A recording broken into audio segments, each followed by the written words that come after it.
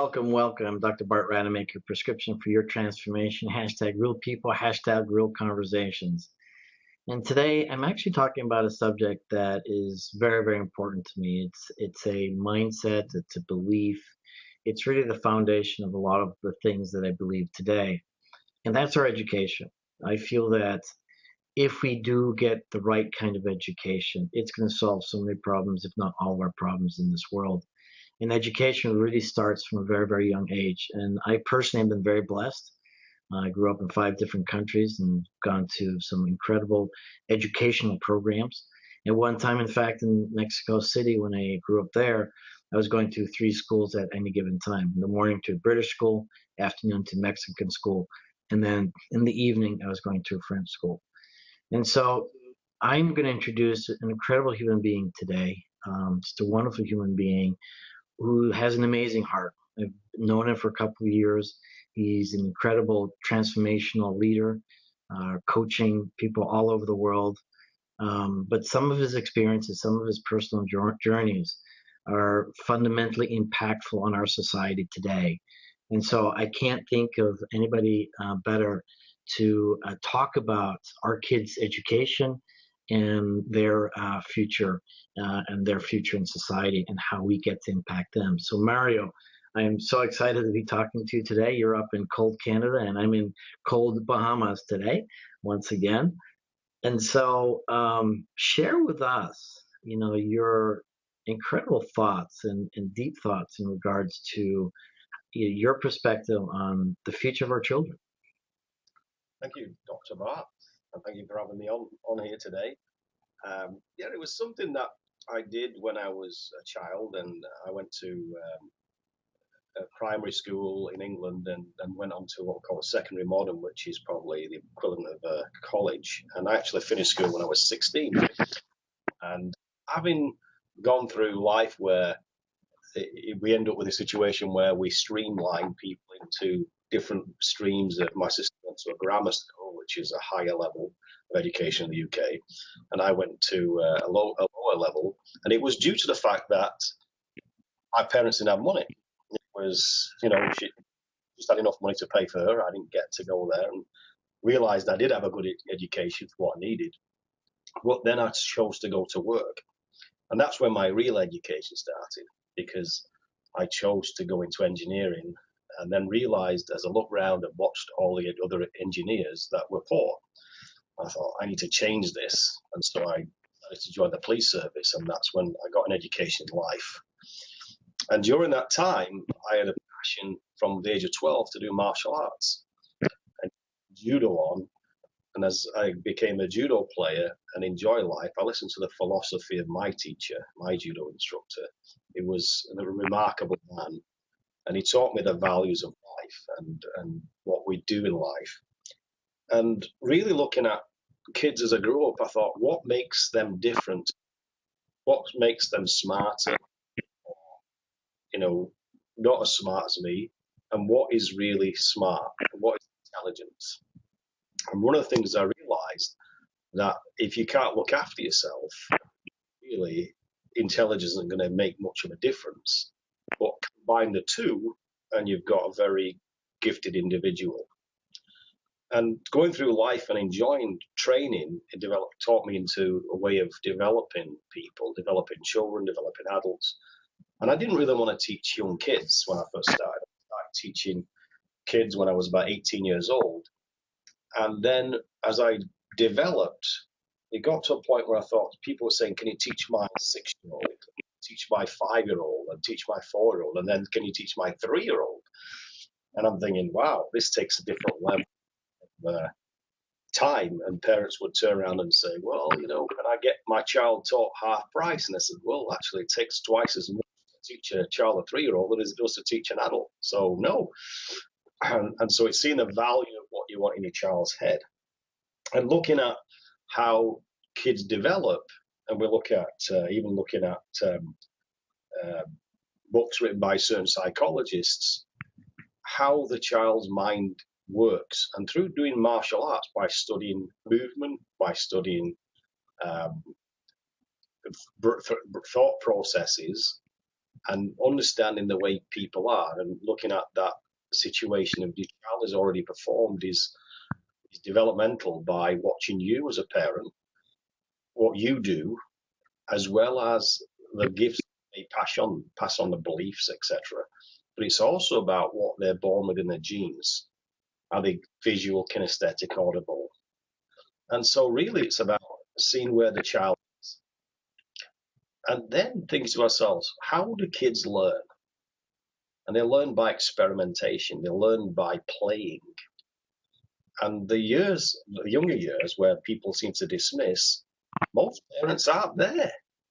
They go into childminders, kindergarten, schools. And as parents, a lot of times we miss out on those years of learning, which is a shame.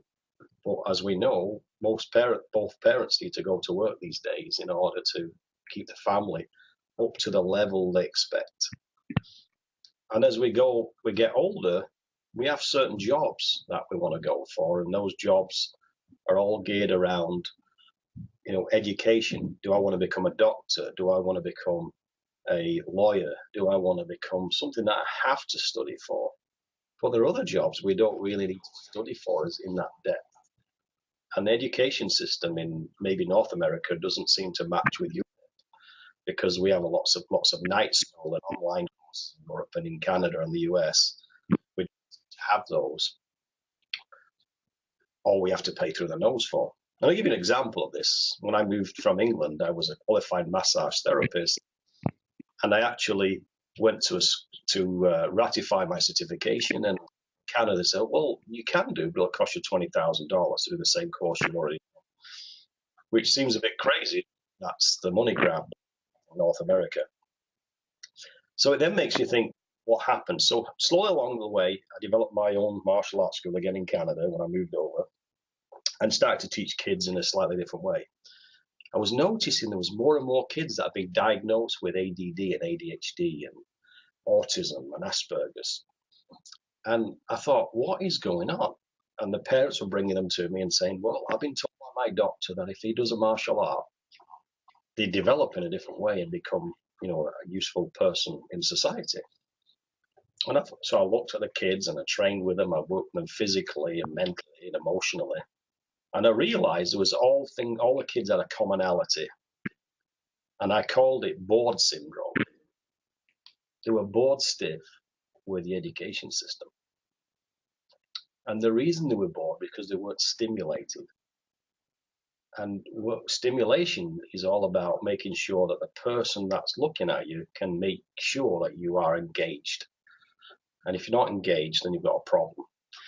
And most of the parents say, no, we've taken to psychiatrists and psychologists, and not to put those people down because they're doing a great job. It's a question of saying, what is it that they're missing? What is the child learn to do that can trick a trained human being that works with a mind to work in a different way? And it's because of the lethargy of the child is given up because there's nothing going on to stimulate them. So I did a little experiment. I got the parents to get the mobile phones out with a kid's favorite game on it. I said, so your child's got ADD. Let's see how much he focuses on this video game, on this thing. And we could leave him there 10, 15, 20 minutes and he's still focused 100%. Now, we all know that if you have if you've got ADHD or ADD, you can't focus on anything for more than a couple of maybe seconds or minutes. Right. And these kids were fully engaged. So I decided these kids have got bored syndrome. Now, the other side of this is that when we really challenge the school system, it turns out these kids were now gifted children. They could actually think at a higher level. But just imagine if we hadn't identified that, and these kids would have gone through life with this label, and we'd have gone through and would have lost some really skilled people in life. People that would become doctors, visionaries, even with very high IQs that were stuck in a corner. And I was watching a video a short while ago of a gentleman called Peter Kay in England, who was a comedian, and he actually was joking about the school systems of 20, 30 years ago when he said the kids that had ADD and ADHD were put on what we call the thick table in the class. sit there with the kids that were a bit behind. And it was quite sad to see, but that was what happened. Instead of actually saying, "Hey, what's going on? What is the issue with my child? Why is my child learning at a different level?" And really, it's about stimulation. So I thought to myself, if we keep teaching kids the same curriculum we've been teaching for years, but change the medium of what we teach them on, we used to learn from books, now we learn from computers, but it's the same stuff. How are we ever going to travel to the side of the galaxy? How are we going to develop the things we see on Star Trek, like teleportation and regeneration of cells? All the things that we started to play into now, we haven't got the means to grow, and we haven't got enough information for that child to learn. And so therefore it means that all these books that we keep regurgitating facts, which Dr. Google can tell them all about, we could do in a different way. Right. And it's quite sad to see that we're not really developing kids to the level we should be doing, and saying, why are we sending people to university to become heavily into debt and into maybe being confused about what they truly want in life? Why aren't we finding out what they're passionate about?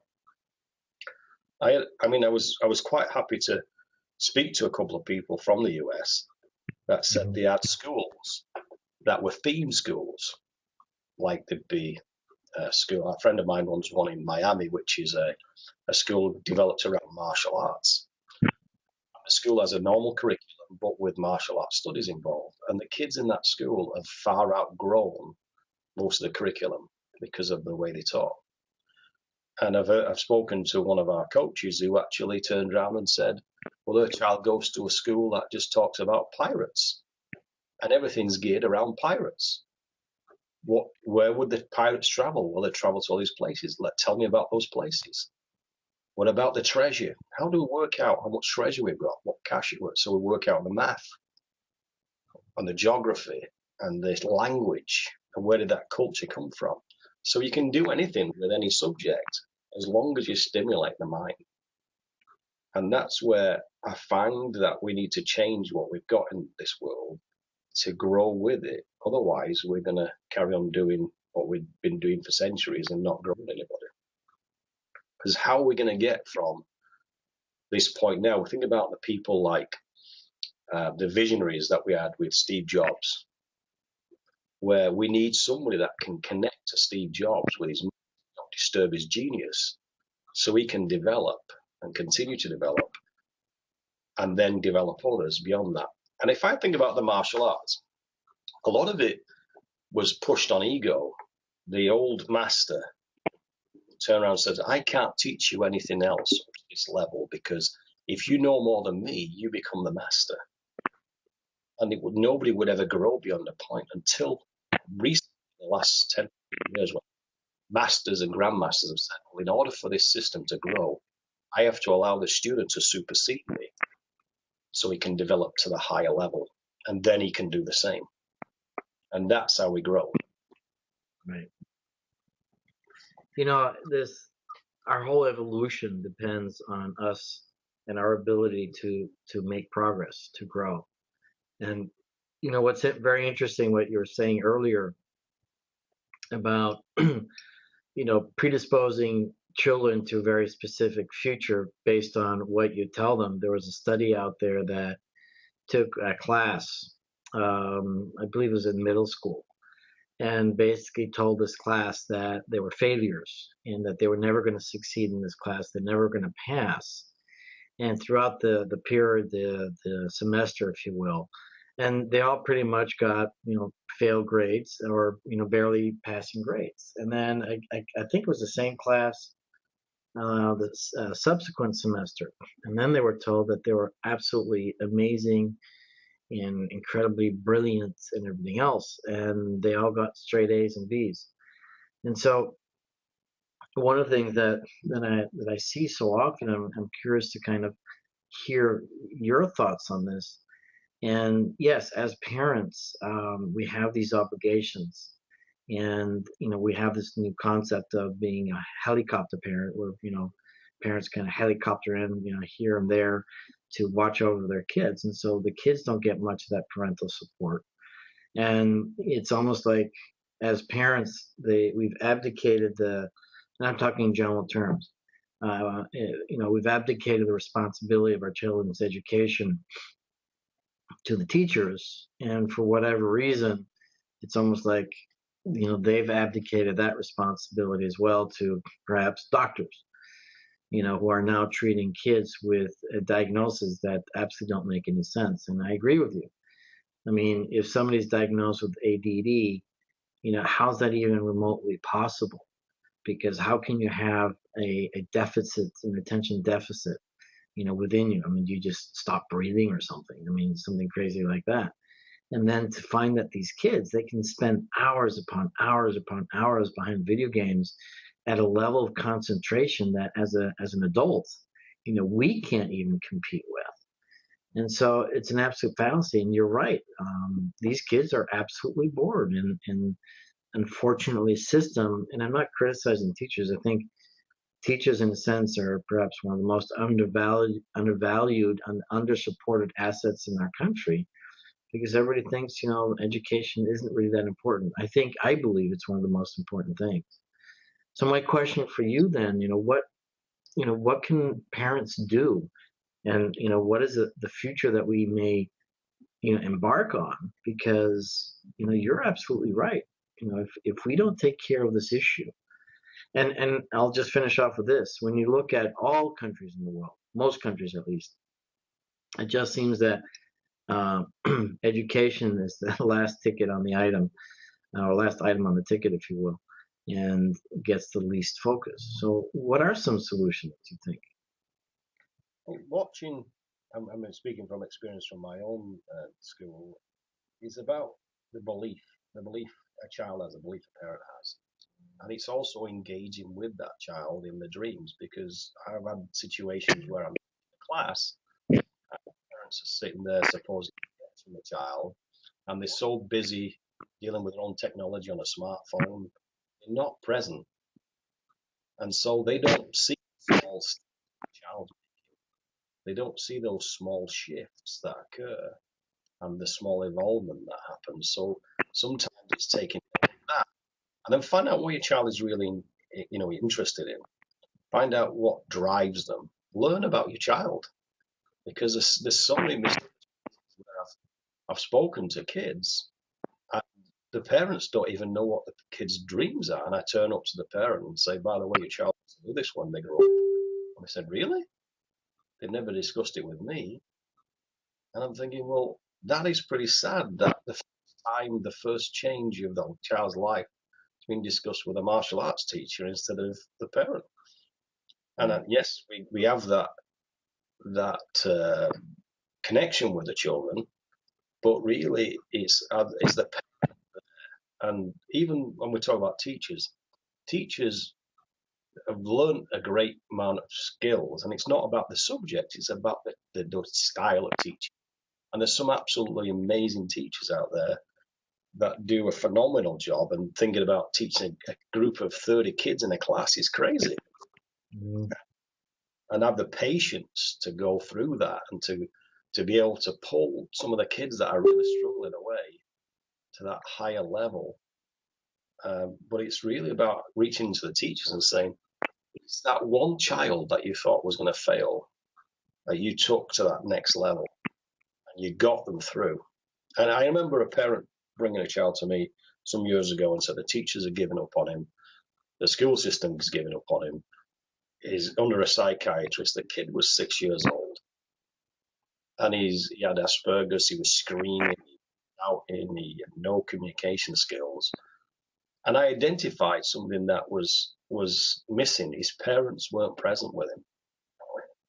And if you think about the works of Milton Erickson, where he used the words we called word salad, where we have to start to understand that kid's communication, I started to get into his language, and slowly made sense of his language his parents didn't understand. And as we did that, he grew. And this child left me. I say child, he's a man now. He left me early this year, and he's now driving a car. He's got a job. He's doing the things he wants to do, and he's making his steps to society. But that was because we took the time, we identified what he liked, what he didn't like, learned his method of communication without labeling him, without putting him in a corner, without putting him out. And we've had to do this many, many times with kids. It's the frustration of how do I work one-to-one? How do I, and when I do work to one-to-one, am I isolating him? So I have to connect with him in a group to just let him know he's okay, to let him know he's doing is okay, and then other people can grow with that. And if you look at some of the programs that are out there, there's some groups that we may look at and say this group is totally functional. Well, there's one key factor that happens. The person, the teacher or the instructor who's at the event knows everybody's way of thought. They know what's going on with those people. They know if they turn up and there's a frown, if there's a smile, if there's a tear in their eye, they have to do something to make that change. And this is one of the things that parents have to know, is really look in and say to them what is really going on in your life. Because sadly, this is a time of life when there seems to be lots of young people thinking of or taking their own lives because of the fact that they believe they're dysfunctional. In actual fact, they just need to be listened to. They need to be that point where they understand what their purpose is in this life. Parents are engaged with them. And that really is the most important key, is speak to your child, find out what's really going on and what the passion is. And it doesn't matter whether you believe in their passion or not, support them, because they will be the person that you'll be the most proud of in life. And it's also look at your own habits. Are you pushing habits onto your child? I mean, I had this discussion this morning with somebody, and they were saying, well, making excuses about why they shouldn't lose weight. And I said, well, I feed my child all the right things. I said, yeah, but what are you teaching them? They have brains. They can see. Make the difference. Be the leader. Be the example that our kids need.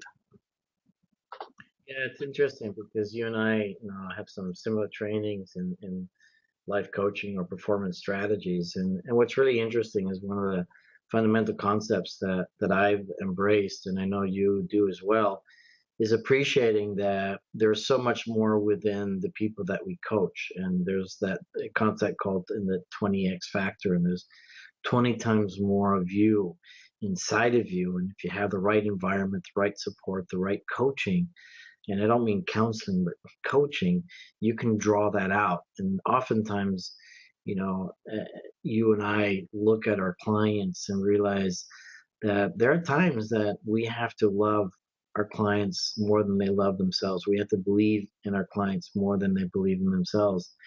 And quite frankly, I think it's the same thing with our children. And rather than just getting stuck with some limiting beliefs as to the way things need to be, and we ourselves and our stuff, if you will, gets in the way, and that this allows us to be present with our own children so that they can't expand their own magnificence. And yeah, you're spot on and all that. All we have to do is, you're right, be present with our kids, take the time with our kids, and embrace who they really are, the magic that they are. And they may be completely different than we ever hoped them to be, but the truth is that the best thing that we can do for them is be there, love them, support them, and then show them all the different tools out there. And I really do respect that you've been trained and do train people in the martial arts, because just imagine, if all of our kids learned that, what do they get to learn? They get to learn discipline. They get to learn respect. They get to learn being self-responsible. I mean, these are huge things that so many kids today don't even know what they mean.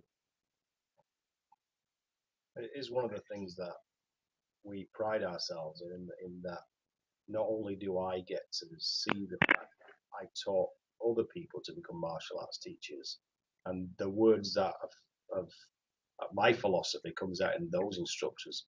Well, then you hear it from the kids. And we do a little exercise with that. We teach kids from 8 years old upwards a program called Leadership, where we have them doing Dragon's Den, and we have them doing, cash flow, and we have them doing many different things. And they go home and they talk to the parents. Says, "What did you do today?" "Well, we discussed ROI property." And the parents said, "What?"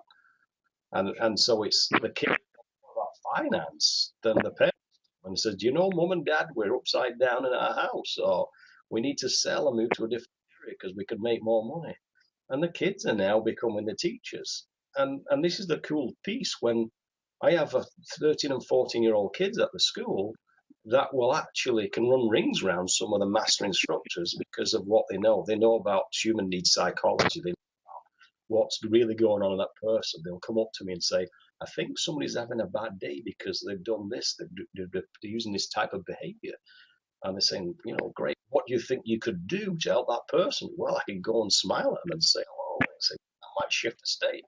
Maybe you ask them to come to the desk and break the state by moving them. So they're already understanding how to shift people, even the younger ones, and they make you laugh when they're actually. We do a student creed, which the 3-year-olds do, and then they're standing up in front of class. The parents don't get it. They're saying, "Oh, my kid said some words in front of class." I said, "No, child has done the first public speaking. They, like we do at Toastmasters, they've stood up in front of all the parents, in front of all the kids, and declared and told people the philosophy of the school." That is huge. So it's really about educating kids in a different way to say, to communicate, we need to change the way we do things. Because sadly, most people are talking into the mobile phones these days or watching if they get a like or whatever happens in relation to the situation, but they've forgotten how to communicate. And really, we have to teach them and reteach them that we have to connect. Well, this is brilliant stuff, Mario, and I'm so delighted to be talking to you today because, we have so many problems in our world, and if we could just begin to educate all of our children all over the world in things like this, and not your typical, school stuff. I mean, yeah, that's important. History is important. The real history, unedited history, by the way, and geography, but really, how to approach life and how is it that we do the things that we do and how is it that we can support each other. And so really appreciate you. Hopefully, that school in Miami will find a way to hire you because I think they would benefit tremendously from your wisdom. And I know that we just touched the tip of the iceberg of who you are and what you contribute. I know you for the last couple of years and tons of respect for the things that you've done, the experiences that you've seen, the life experience and life lessons that you have, and the people around you, I'm sure, are greatly benefiting from you. And so, as we wrap it up, I'd like to ask you if you have a last few words that you'd like to share with anyone about this topic or any other topic, and also how can people find you? Well, the sort of last words I would say was that be aware of what's going on around you, and look for those signs of sadness, happiness, sharing those moments. Because I find it so sad when I look back and I've watched a kid perform in a certain way, and they'll look over to the parents could put their head buried in the mobile phone. Because you can never repeat those times. They're lost forever, and those little pieces destroy that child's expectations. So be aware, be present. That's one of the key things, and learn from everything that's going on. Learn from the people that really matter in life. Always think about self-development, and never ever listen to what people put upon you about beliefs. Because when I left school, I had this thought that I wasn't that intelligent, but I never thought I could do a degree. And I actually proved myself wrong when I actually did a master's degree in 3 months. It was only the fact that my professor said, "You've got to take 5 years to do it." And I said, "I'm going to do it in a lot less time." It's a question of if you're passionate enough, you can do anything you want.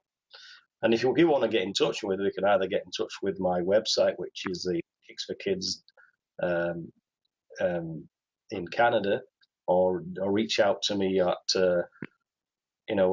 on my my page on Facebook, and we can connect that way. Right. So let's make sure we get your website posted on this Facebook Live video. So again, hey Mario, thank you so much. I really appreciate your time and look forward to connecting with you more in the future and tapping into that wisdom. And this platform really is about bringing that collective wisdom from all over the globe, creating what I call a generative collaboration between all of us, finding new voices, new solutions for people's new transformations. And so I'm Dr. Bart Rademacher, prescription for your transformation, hashtag real people, hashtag real conversations, broadcasting live back in the Bahamas again for this week, and Mario up in Canada. And I will be back tomorrow. So once again, thank you so much.